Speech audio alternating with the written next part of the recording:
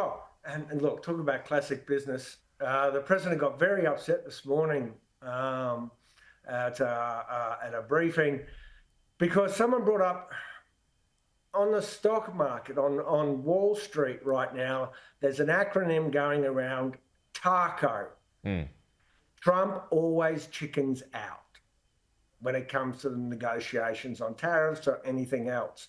And the president hadn't heard it yet. He was most upset and attacked the journalist for such a nasty question. Really? But it shows you a reflection of where the markets are, because a lack of certainty leads to paralysis in the markets.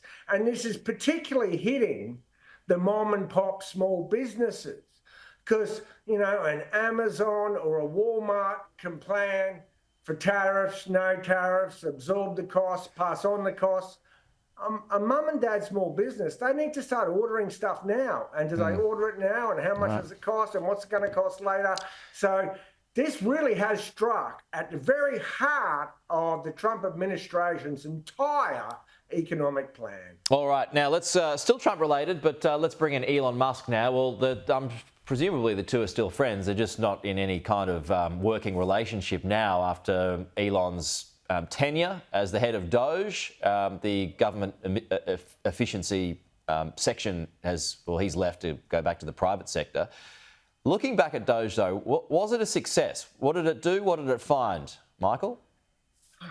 Well, it made a lot of noise, and without a shadow of a doubt, there would have to be waste or abuse still encased and deeply buried within the federal bureaucracy. We'd find the same in Australia or England or the EU. So he made a lot of noise about that. But he came in promising to be, just 3 months ago, the $2 trillion man. I'll cut $2 trillion off the US federal deficit. Then he said, oh, I'll cut $1 trillion. And then he said, oh, maybe I'll cut 150 billion.